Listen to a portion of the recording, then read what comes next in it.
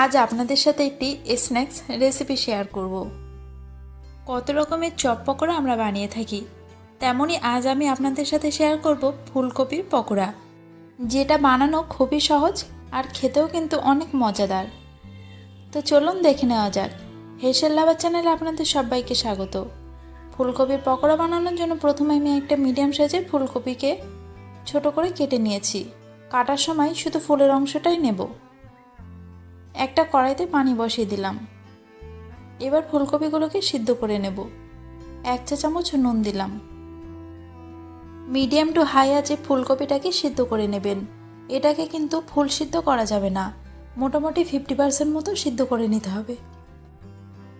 মাঝে মাঝে একটু নাড়াচাড়া করে দেবেন। তারপর খুব ভালোভাবে পানি ঝেড়ে একটা বড় পাত্রে তুলে নেবেন। খেয়াল রাখবেন পাত্রটা যেন একটু বড় হয়। তার দুটো কারণ। এক হচ্ছে এই পাত্রেই আমি অপর পাশে কিছুটা মশলা মেখে নেব, আর তাছাড়া ফুলকপি মাখার সময় একটার সাথে যাতে আরেকটা না ঘেটে যায়।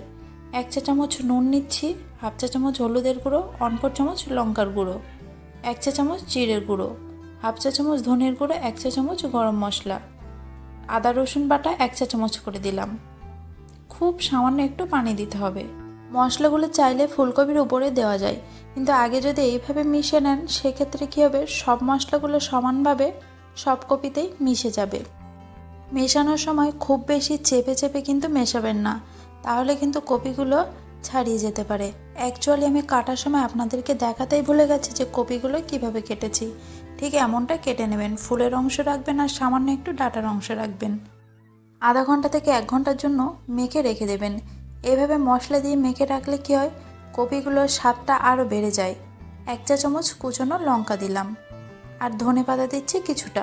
এভাবে কুচিয়ে দেবেন। এছাড়াও লঙ্কাটা আপনারা চাইলে আপনাদের নিজেদের স্বাদ মতো দিতে পারেন। আবারও একটু মিশিয়ে নিতে হবে। এখানে আমি একটা ডিম যোগ করছি। এখানে ডিমটা ব্যবহার করলে কি হয়, এর টেস্টটাও যতটা ভালো আসে আর ক্রিস্পিও হয় ভালো। আবারও আলতো হাতে মিশিয়ে নেবেন। এবার বাইন্ডিংয়ের জন্য দিয়ে দেবো 1/2 কাপ বেসন, 2 টেবিল চামচ কর্নফ্লাওয়ার। আবারও বলে রাখি, খুব আলতো হাতে মিশিয়ে নেবেন। খেয়াল রাখবেন মেশানোর সময় যেন ফুলকপিগুলো ঘেটে না যায়। এদিকে আমি একটা কড়াইতে তেল বসিয়ে রেখেছি। তেলটা ভালো মতো গরম হলে তারপর ফুলকপি একটা একটা করে তেলের মধ্যে দেবেন। এখানে কিন্তু একসাথে খুব বেশি দেওয়া যাবে না, তাহলে একটার সাথে আরেকটা জড়িয়ে যাবে। আর কপিগুলো যখন দেবেন একটা একটা ফুল আলতোভাবে দিয়ে দেবেন। ভাজার সময় কিন্তু গ্যাসটা মিডিয়াম টু হাই আঁচে রাখবেন।